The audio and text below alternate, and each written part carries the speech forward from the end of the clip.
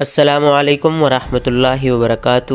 ناظرین، آپ دیکھ رہے ہیں ٹروتھ ہسٹری چینل اور سورڈ آف اللہ سیریز کی ایپیسوڈ 22۔ معزز ناظرین، رسول کریم صلی اللہ علیہ وسلم نے ایسی ہی ایک مہم خالد بن ولید کی زیر کمان یمن کے شمال میں نجران بھیجی۔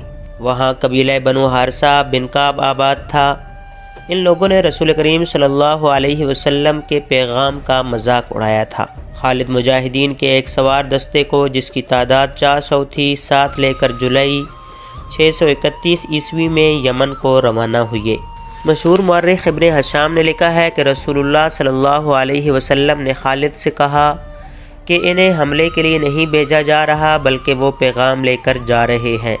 چونکہ بنو حارثہ سرکش ذہنیت کی وجہ سے کسی خوش فہمی میں مبتلا ہے، اس لیے خالد انہیں 3 بار کہے کہ وہ اسلام قبول کر لے۔ اگر وہ سرکشی سے باز نہ آئیں اور خون ریزی کو پسند کریں تو انہیں خون ریزی کے لیے للکارا جائے۔ خالد جس جارحانہ انداز سے وہاں پہنچے اور جس انداز سے انہوں نے بنو حارثہ بن کعب کو قبول اسلام کی دعوت دی، اس نے مطلوبہ اثر دکھایا۔ اس قبیلے نے بلا حیل و حجت اسلام قبول کر لیا۔ خالد واپس آنے کی بجائے وہیں رکے رہے اور انہیں اسلام کے اصول اور ارکان سمجھاتے رہے۔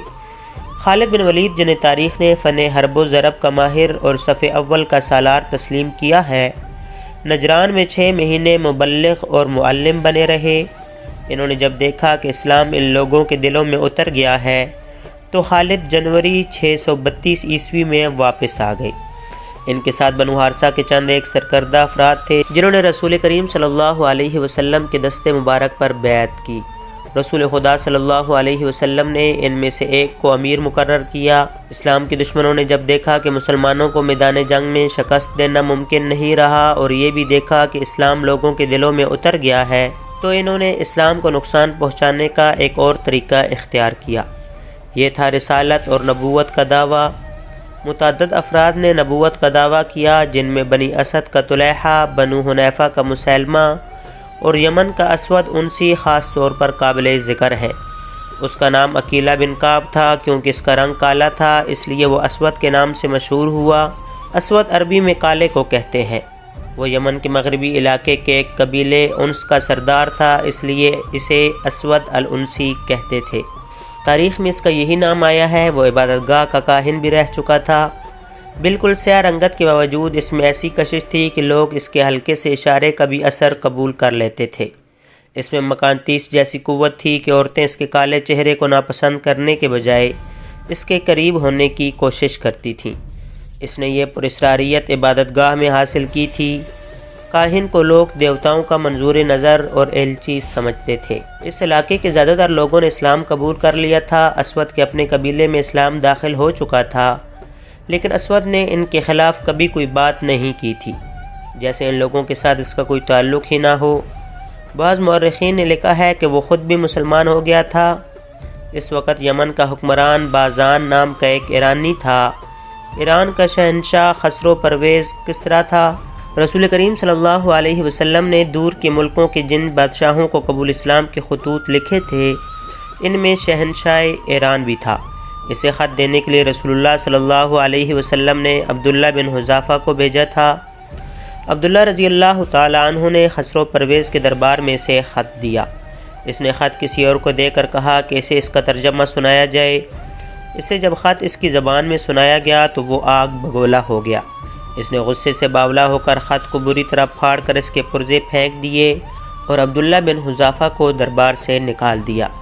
عبداللہ اتنی دور کی مسافت سے آئے اور رسول اللہ صلی اللہ علیہ وسلم کے حضور بتایا کہ شہنشاہ ایران نے خط پھاڑ ڈالا ہے۔ خسرو پرویز کا غصہ خط پھاڑنے سے ٹھنڈا نہیں ہوا تھا۔ یمن پر ایران کی حکمرانی تھی اور بازان وہاں کا گورنر تھا۔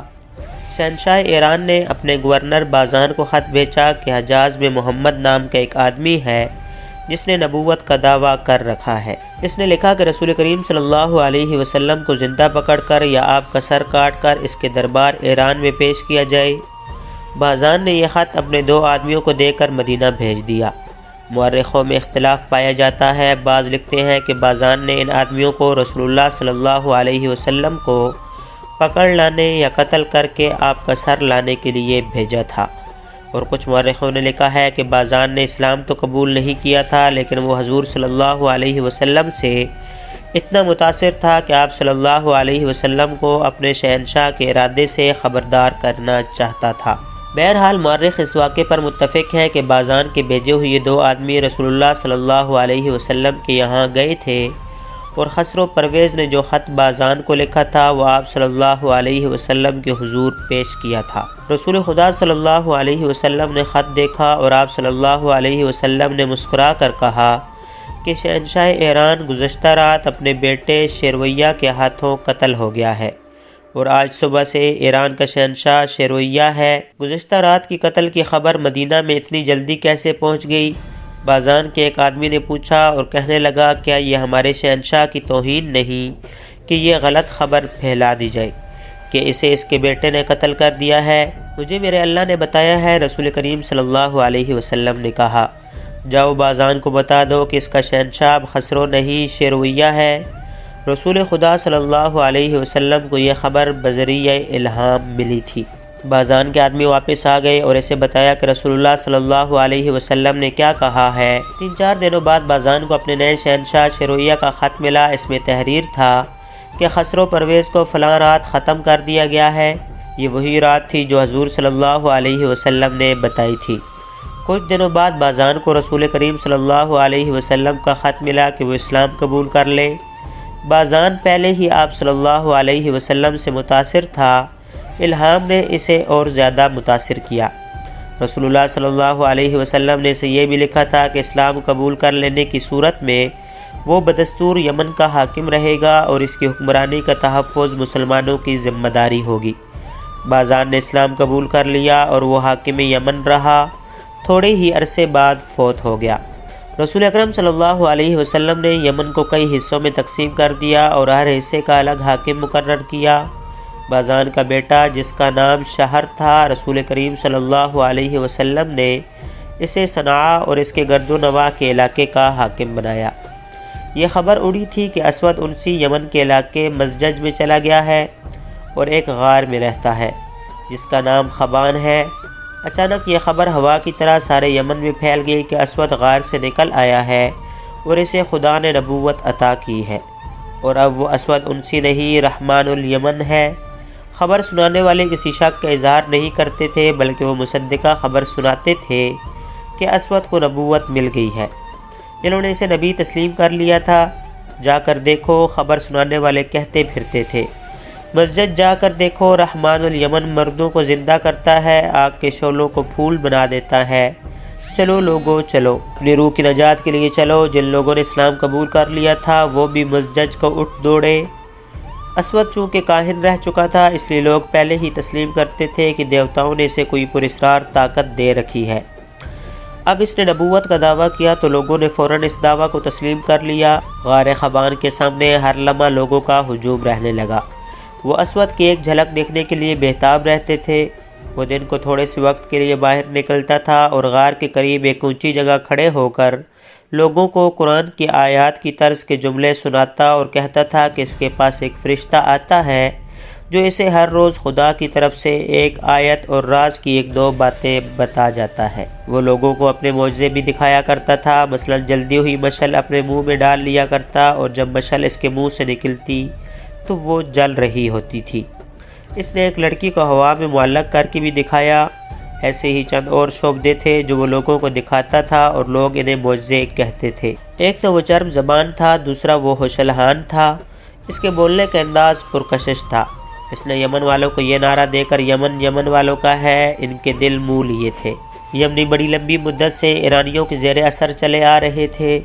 ایرانی تسلط بازان کے قبول اسلام کے ساتھ ہی ختم ہو گیا تو حجاز کے مسلمان آ گئے۔ اس کے علاوہ وہاں یہودی، نصرانی اور مجوسی بھی موجود تھے۔ یہ سب اسلام کی بیخ کو نہیں چاہتے تھے۔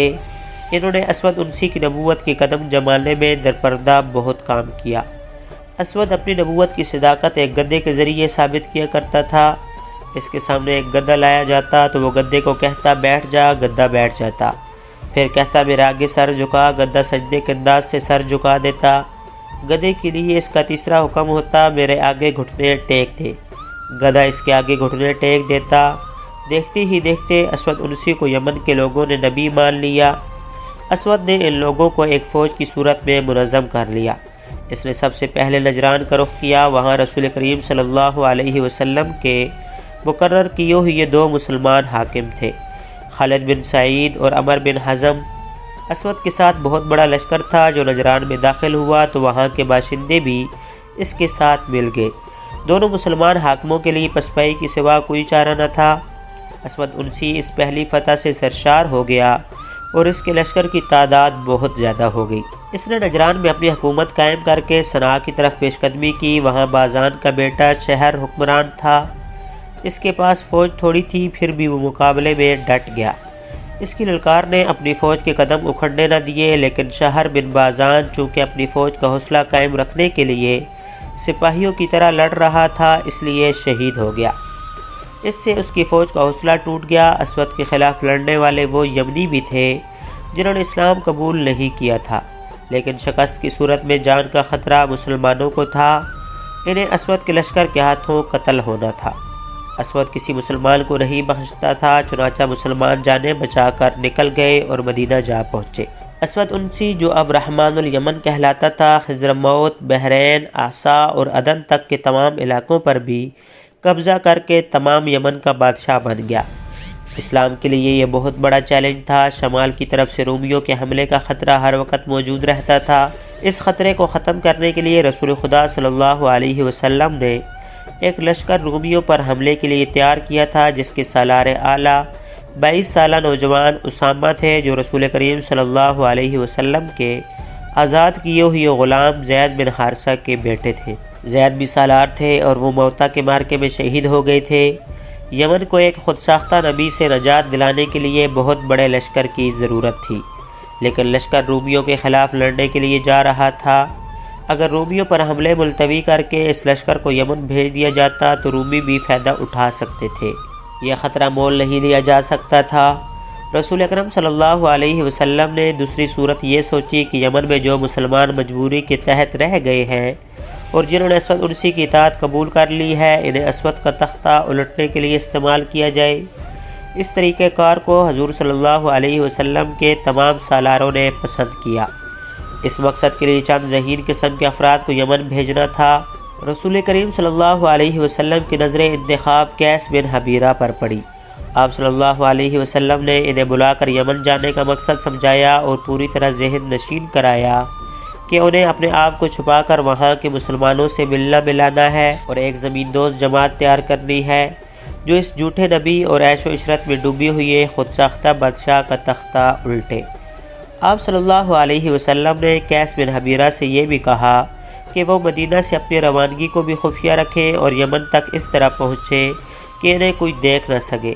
اس پرخطر مہم کو اور زیادہ مستحکم کرنے کے لیے رسول کریم صلی اللہ علیہ وسلم نے دبر بن یحنس کو ایک خط دے کر یہ کہا کہ یمن میں کچھ مسلمان سردار موجود ہیں جنہوں نے مجبوری کے تحت اسود کی اطاعت قبول کر لی ہے۔ یہ خط انہیں پڑھوا کر ضائع کر دینا ہے اور باقی کام قیس بن حبیرہ کریں گے۔ اسود انسی نے جب صنعاء پر حملہ کیا تھا تو وہاں کے حاکم شہر بن بازان نے مقابلہ کیا، لیکن وہ شہید ہو گیا تھا۔ اس کی جوان سالہ بیوی جس کا نام آزاد تھا اسود کے ہاتھ چڑھ گئی۔ آزاد غیر معمولی طور پر حسین ایرانی عورت تھی۔ اس نے اسود کو قبول کرنے سے انکار کر دیا، لیکن اسود نے اسے جبراً اپنی بیوی بنا لیا تھا۔ آزاد اب اس شخص کی اسیر تھی جس سے وہ انتہا درجے کی نفرت کرتی تھی۔ اکیلی عورت کر بھی کیا سکتی تھی؟ اس کی خوش نصیبی صرف اتنی تھی کہ اسود عورتوں کا دلدادہ تھا۔ اس نے اپنے حرم میں 20 عورتیں رکھی ہوئی تھی۔ اسے تحفے میں بھی نوجوان لڑکیاں ملا کرتی تھی۔ وہ ہر وقت عورت اور شراب کے نشے میں بدمست رہتا تھا۔ رسول اکرم صلی اللہ علیہ وسلم کے بھیجے ہوئے قیس بن حبیرہ چوری چھپے سفر کر کے اور بھیس بدل کر صنعاء پہنچے۔ اسود نے صنعاء کو اپنا دارالحکومت بنا لیا تھا۔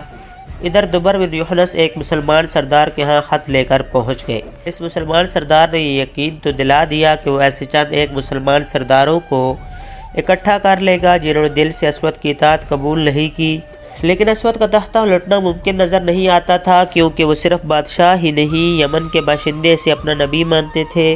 قیس بن حبیرہ ایک ایسے ٹھکانے پر پہنچ گئے جہاں رسول کریم صلی اللہ علیہ وسلم کی شیدائی مسلمان موجود تھے۔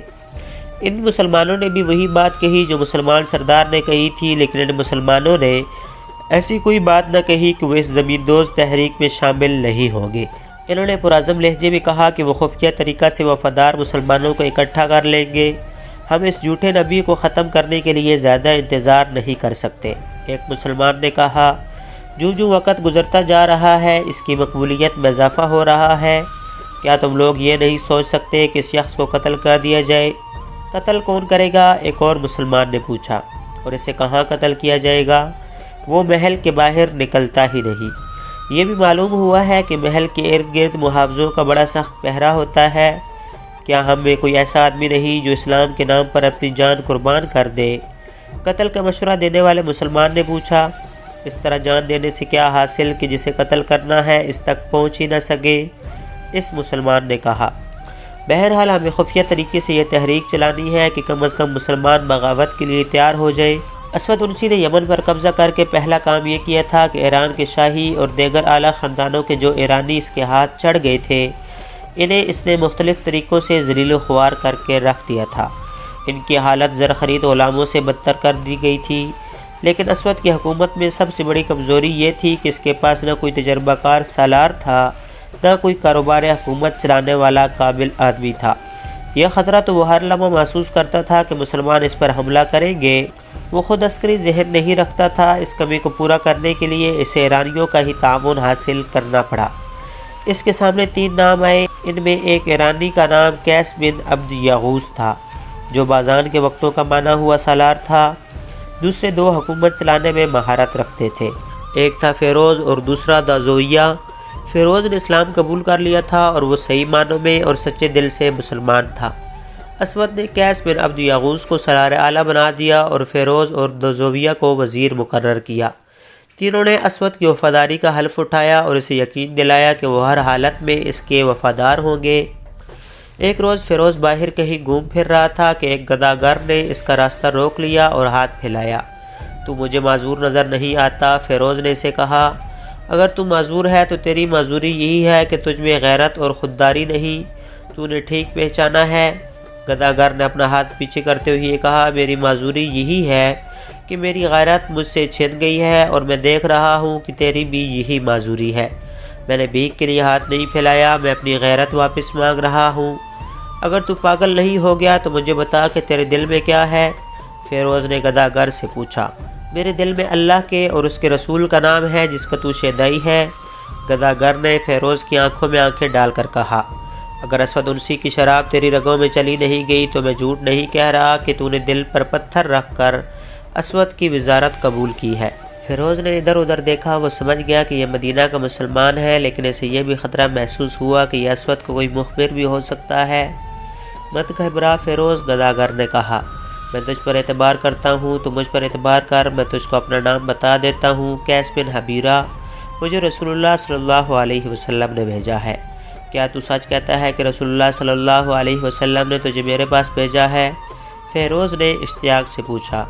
نہیں، قیس نے کہا، رسول اللہ صلی اللہ علیہ وسلم نے یہ کہا تھا کہ وہاں چلے جاؤ، اللہ کے سچے بندے مل جائیں گے۔ تجھے کس نے بتایا ہے کہ میں سچا مسلمان ہوں؟ فیروز نے پوچھا۔ اپنے رسول صلی اللہ علیہ وسلم کا نام سن کر رسالت کی شدائیوں کی آنکھوں میں جو چمک پیدا ہو جاتی ہے وہ میں نے تیری آنکھوں میں دیکھی ہے۔ قیس نے کہا، تیری آنکھوں میں چمک کچھ زیادہ ہی آ گئی ہے۔ فیروز نے قیس سے کہا کہ وہ چلا جائے۔ اس نے قیس کو ایک اور جگہ بتا کر کہا کہ کل سورج غروب ہونے سے کچھ دیر پہلے وہ وہاں بیٹھا گداگری کی صدائیں لگاتا رہے۔ اگلی شام فیروز اس جگہ سے گزرا جو اس نے قیس بن حبیرہ کو بتائی تھی۔ فیروز کے اشارے پر قیس گداگروں کے انداز سے اٹھ کر فیروز کے پیچھے پیچھے ہاتھ پھیلا کر چل پڑا۔ رسول خدا صلی اللہ علیہ وسلم تک پیغام پہنچا دینا کہ آپ کے نام پر جان قربان کرنے والا ایک آدمی اسود انسی کے سائے میں بیٹھا ہے۔ فیروز نے چلتے چلتے ادھر ادھر دیکھے بغیر دھیمی سی آواز میں کہا، اور میں حیران ہوں کہ اتنی جنگی طاقت کے باوجود رسول اللہ صلی اللہ علیہ وسلم نے یمن پر حملہ کیوں نہیں کیا؟ ہرقل کا لشکر اردن میں ہمارے سر پر کھڑا ہے۔ قیس نے کہا، ہمارا لشکر رومیوں پر حملہ کرنے جا رہا ہے۔ کیا ہم 2 آدمی پورے لشکر کا کام نہیں کر سکیں گے؟ کیا تو نے یہ سوچا ہے کہ 2 آدمی کیا کر سکتے ہیں؟ فیروز نے پوچھا۔ قتل، قیس نے جواب دیا اور کہنے لگا، مجھ سے یہ نہ پوچھنا کہ اسود کو کس طرح قتل کیا جا سکتا ہے، کیا تو نے اپنے چچا کی بیٹی آزاد کو دل سے اتار دیا ہے؟ فیروز چلتے چلتے رک گیا۔ اس کے چہرے پر کچھ اور ہی طرح کی رونق آ گئی، جیسے خون اچانک ابل پڑا ہو۔ تو نے مجھے روشنی دکھا دی ہے، اس نے کہا۔ قتل کے سوا کوئی اور راستہ نہیں، میری چچا زاد بہن کا نام لے کر تو نے میرا کام آسان کر دیا ہے، یہ کام میں کروں گا۔ تو اپنا کام کرتا رہے، جا کے زندہ رہے تو ملیں گے۔ مورخوں نے لکھا ہے کہ فیروز کے دل میں اسود کی جو نفرت دبی ہوئی تھی وہ ابھر کر سامنے آ گئی۔ اس نے اسود انسی کے ایرانی سالار قیس بن عبد یغوث اور دازویہ کو اپنا ہمراز بنا لیا۔ اسود کا قتل ایک وزیر کے لیے بھی آسان نہیں تھا جو اس کے ساتھ رہتا تھا۔ اسود کے محافظ اسے ہر وقت اپنے نرغے میں رکھتے تھے۔ سوچ سوچ کر ان تینوں ایرانیوں نے یہ فیصلہ کیا کہ آزاد کو اس کام میں شریک کیا جائے، لیکن قتل آزاد کے ہاتھوں نہ کرایا جائے۔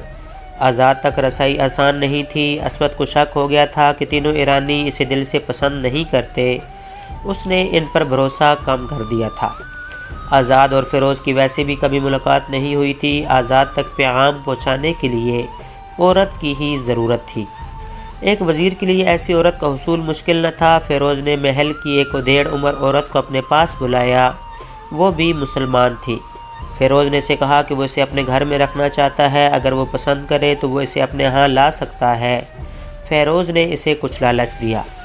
ایک یہ تھا کہ اس سے اتنا زیادہ کام نہیں لیا جائے گا جتنا اب لیا جاتا ہے۔ وہ عورت مان گئی۔ فیروز نے اسی روز اسے اپنے ہاں بلا لیا۔ ایک روز آزاد اکیلی بیٹھی تھی، وہ ہر وقت جلتی اور کڑتی رہتی تھی، اسے کوئی راہ فرار نظر نہیں آتی تھی۔ اس کیفیت میں فیروز کی وہی خادمہ اس کے پاس آئی۔ میں کسی کام کے بہانے آئی ہوں، خادمہ نے کہا، لیکن میں آئی دراصل تیرے پاس ہوں۔ کیا تو اپنے چچا زاد بھائی سے کبھی ملی ہے جو رحمان الیمن کا وزیر ہے؟ کیا تو جاسوسی کرنے آئی ہے؟ آزاد نے غصیلی آواز میں کہا۔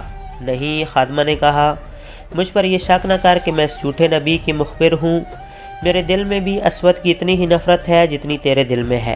میں نہیں سمجھ سکتی کہ تو میرے پاس کیوں آئی ہے، آزاد نے کہا۔ فیروز وزیر نے بھیجا ہے، خادمہ نے کہا۔ میں فیروز کا نام بھی نہیں سننا چاہتی، آزاد نے کہا۔